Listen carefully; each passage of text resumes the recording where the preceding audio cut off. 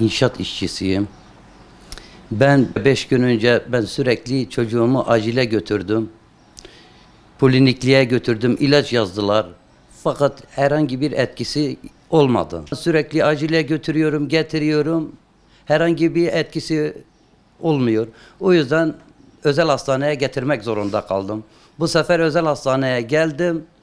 Burada yatırdılar.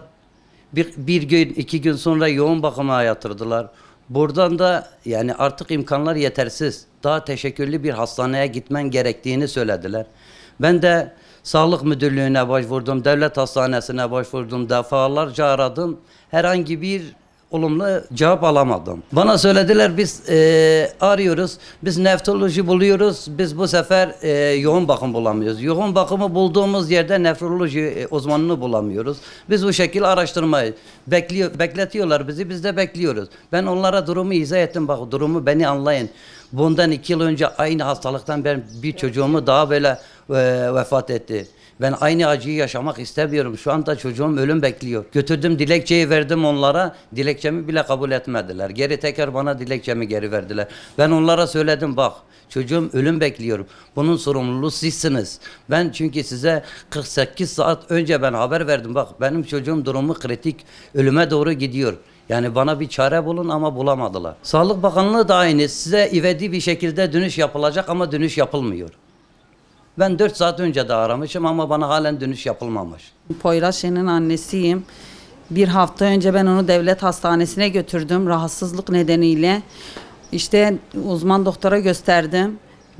Operasyona verdiler, tahlil yaptırdılar ama bir şey demediler. Sadece üşütmüş, antibiyotik verdiler ona. Antibiyotiki de kullandım. Yine gideceğim, idrarını verin. İdrar bir şey yok. Böbrek operasyona verdi. Yok bir şey yok dedi. Ben ondan sonra başka çare kalmadı. Sıra yok. Randevu alamıyorum. Ben de kalktım özele getirdim. Özelde böyle 1-2 gün yatırdık. Ondan sonra dedi bunun 1-2 gün yatışını yapalım bakalım durum nedir. Sonradan fenalaştı. Yoğun bakıma aldılar işte burada. Tam teşekküllü bir hastane olmadığı için tedavi edemiyorlar. Onun bir araştırma hastaneye gitmesi gerekir. Biz de onlardan rica bekliyoruz. Onların bize yardımcı olmalarını bekliyoruz. Çünkü ben 4 yıl önce bir çocuğumu daha aynı bile bu şekilde kaybettim. Beklemekten hastanede çünkü. Sonunda Diyarbakır'da çıktı. Yarı yolda benim çocuğum öldü Batman Hastanesi'nde. İşte ben bunun öyle bir şey olmasını istemiyorum. Lütfen bana yardım etsinler. Beni buradan çıkarıp çocuğumu teşekkürlü bir hastaneye götürsünler. Ben onlardan rica ediyorum yani. O zaman bir yardımcı olsun. Yardımcı olamıyorsa yerinde oturmasın. Bana yardımcı olamıyorsa oturmasın. Onun çocuğu o zaman o durumda olsa ne yapacak? Yer mi bulamayacak? Öldükten sonra mı bana çare bulacak? Bulmasın öldükten sonra çareyi. Öbüründe öldü. Hiçbir şey söylemeden gömdük bitti gitti. Üstünü kapattılar. Bunu da mı öyle yapmak istiyorlar? Bir daha mı benim çocuğumun ölümünü bekliyorlar? Acısını bana mı göstermek istiyorlar bunlar?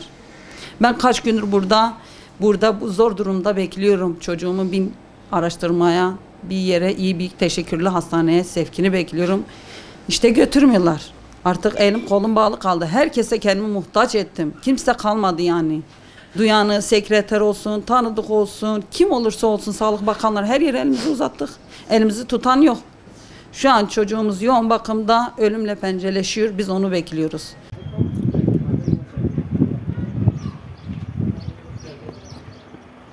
Bunu bana bırakmanıza gerek yok. Aşağıda evrak kayıt birimi var. Oradan geçirin. Evrak numarası sizde kalsın. Abicim bak, sana sabahtan beri aynı şeyi söylüyorum. Bak senin evladındır. İçinin yandığını ben anlıyorum. Haksız değilsin, haklısın. Fakat, gel konuşalım. Fakat